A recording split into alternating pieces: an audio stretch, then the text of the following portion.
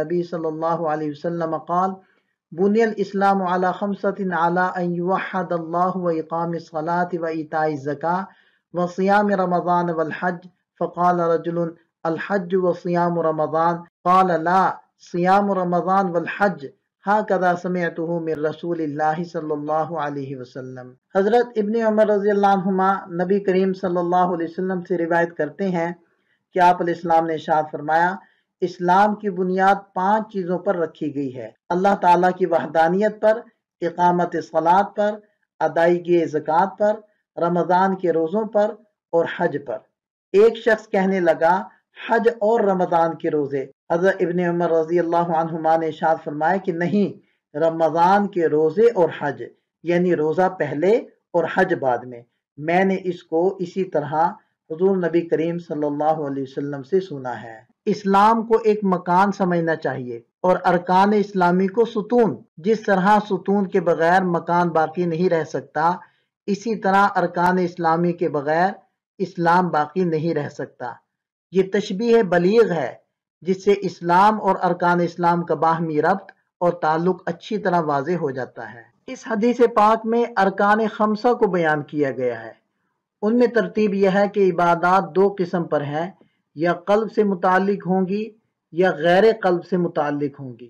اول کی مثال شہادتین ہے جو تصدیق قلبی کا نام ہے، اور جو غیر قلب سے جو متعلق ہیں وہ بھی 2 قسم پر ہیں۔ ایک وہ ہیں جن کا تعلق کرنے سے ہے، دوسرے وہ ہیں جن کا تعلق کسی فعل کے چھوڑنے سے ہے۔ یہ دوسری قسم روزہ ہے جس میں کھانا پینا اور مقاربت کو ترک کیا جاتا ہے۔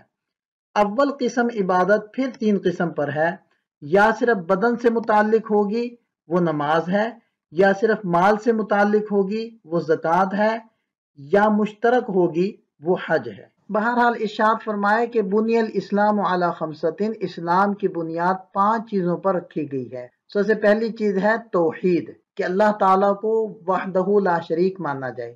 یہاں ایک سوال پیدا ہوتا ہے کہ ایمان کے تو 2 جز ہیں، ایک ہے اقرار توحید اور دوسرا ہے اقرار رسالت، یہاں صرف ایک جز کا تذکرہ ہے۔ تو اس کا جواب یہ ہے کہ یہ اختصار کے پیش نظر ایسا کیا گیا ہے، مراد دونوں اجزاء ہیں۔ جیسے کہ حدیث پاک میں آتا ہے کہ من قال لا الہ الا اللہ دخل الجنہ، تو ظاہری بات ہے وہاں صرف کلمہ توحید کا اقرار نہیں ہے بلکہ اقرار رسالت بھی مراد ہے۔ دوسری بات ارشاد فرمائی اقامت صلاح، جہاں بھی قرآن کریم میں حکم دیا گیا ہے وہ اقامت صلاح کو حکم دیا گیا، اور جہاں کہیں مذمت بیان کی گئی ہے تو وہاں مصلین کا لفظ استعمال کیا گیا، جیسے کہ سورہ ماؤن میں بھی آتا ہے فویل للمصلین۔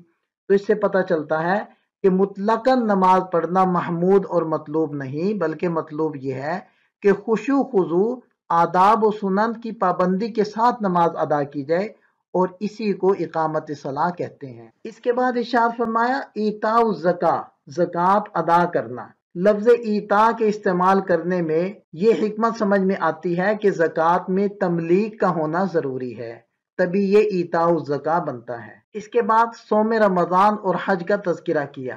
فقال رجل، حضرت عبداللہ بن عمر رضی اللہ عنہما نے روایت بیان کرتے ہوئے جب صوم رمضان کو حج سے مقدم بیان کیا تو حاضرین میں سے کسی نے ٹوک دیا کہ ترتیب میں حج کو صوم رمضان سے پہلے آنا چاہیے۔ اس پر حضرت ابن عمر رضی اللہ عنہما نے اس کی ترتیب کا انکار کرتے ہوئے کہا کہ میری ترتیب یعنی صوم کا تذکرہ پہلے ہے وہ صحیح ہے، اور بطور تائید کے ارشاد فرمایا ہاکذا سمعتہ من رسول اللہ صلی اللہ علیہ وسلم، میں نے اسی طرح نبی پاک صلی اللہ علیہ وسلم سے اس کو سنا ہے۔